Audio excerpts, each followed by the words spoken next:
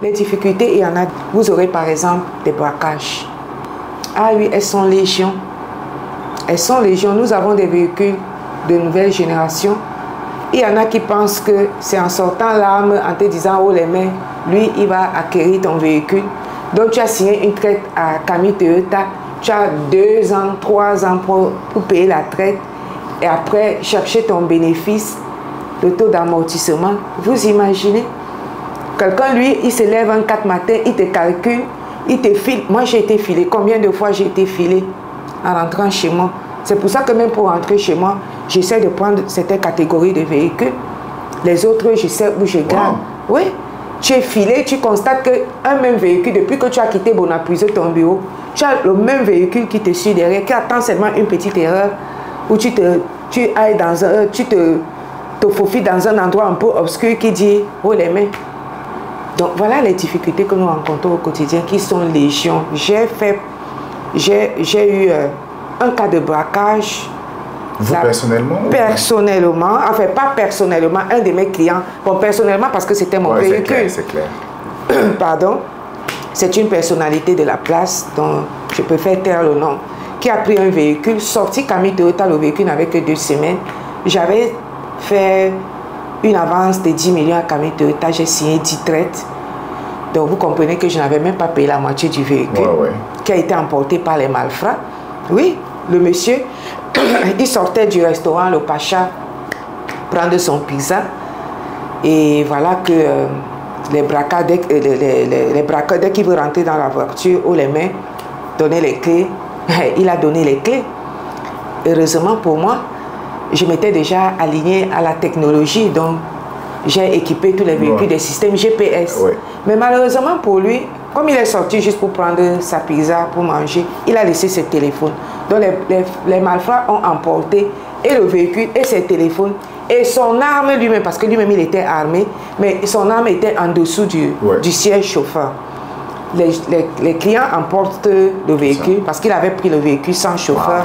C'était une personnalité, je faisais confiance, donc chaque fois il prenait les véhicules chez moi sans chauffeur, il n'avait même plus besoin de déposer les cautions parce que c'était quelqu'un d'assez réglo.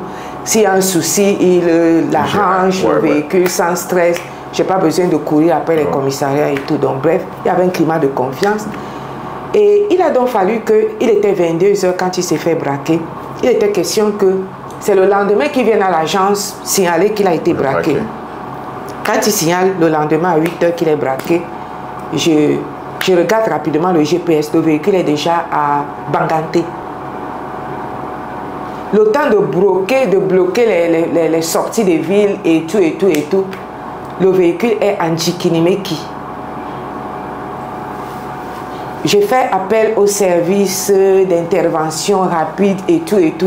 On met tout le package. Il est question de traquer le véhicule, mais les gars sont à 80 à l'heure. Si on traque le véhicule à 80 à l'heure, il fait tonneau. Donc il faut attendre que les gars ralentissent. Nous avons été patients. Vous imaginez, tout ça, tu vis un film je ne sais pas comment le qualifier. Tu vois comment ton véhicule est en train de partir, tu vois tout l'argent, tu vois tout ce que tu vas perdre et tout.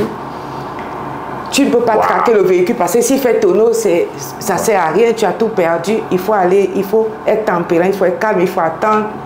Dieu merci, je ne sais pas par quel concours, il faut encore croire à la grâce de Dieu, de Gracia Soto. Le véhicule ralentit, il est à 20 à l'heure, on le traque. Les gars ne peuvent plus démarrer, ils sont pris de panique, ils ne comprennent rien. Parce que là, le GPS était encore nouveau, c'était en 2013, 2013-2014, les années 2013-2014. Le GPS n'est pas encore, c'était que Camtrack qui faisait encore des GPS et la map camerounaise n'était pas assez solidifiée, je vais dire assez complète comme maintenant. Parce que parfois tu vois le véhicule, parfois tu ne le vois plus, parfois tu... Oh, maintenant la map avec l'arrivée d'Orange, MTN, non, la map est superbement bien maintenant. Oui, même à partir de...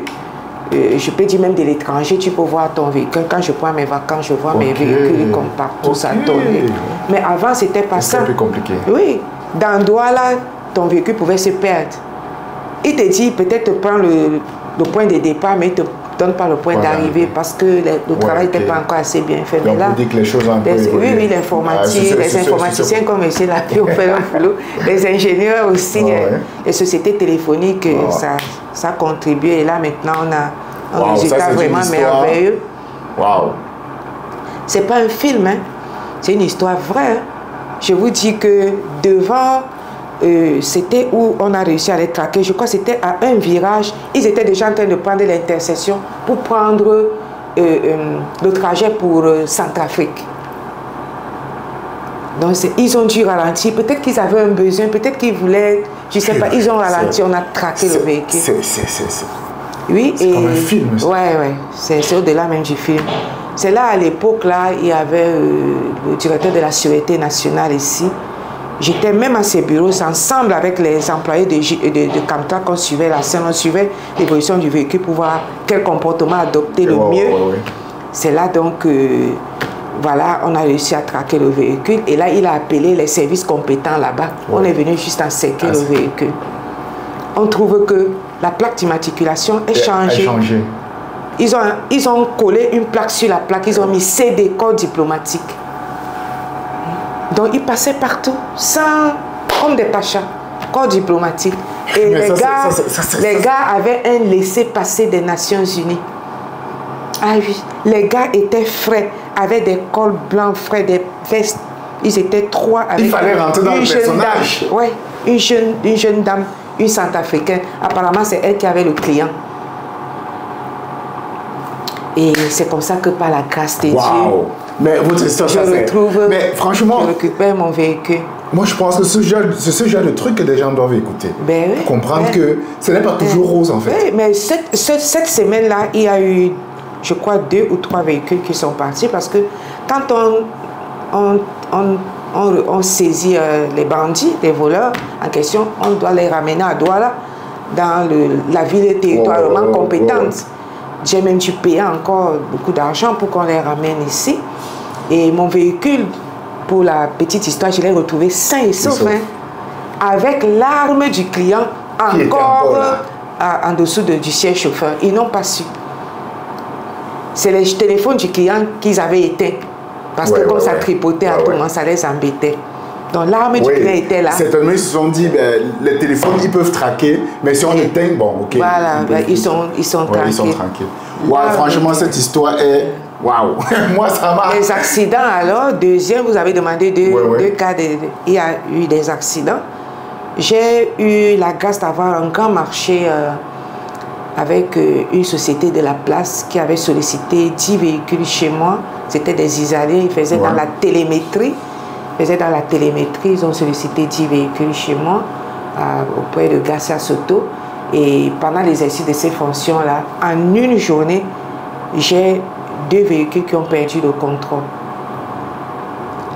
Un à Betawea, il a été fauché par un grumier qui venait vivre à l'eau en pleine chaussée. Le gars a tout fait pour, malgré toutes ses compétences, pour essayer de sortir des pistes sans tomber dans le ravin, mais il s'est retrouvé dans le ravin. Le véhicule était irrécupérable, mais grâce au airbag, ils sont sortis sains et saufs. Voilà les difficultés que nous rencontrons au quotidien. En tout cas, et chapeau. Là, bon, gloire à Dieu, les assurances doivent faire leur boulot.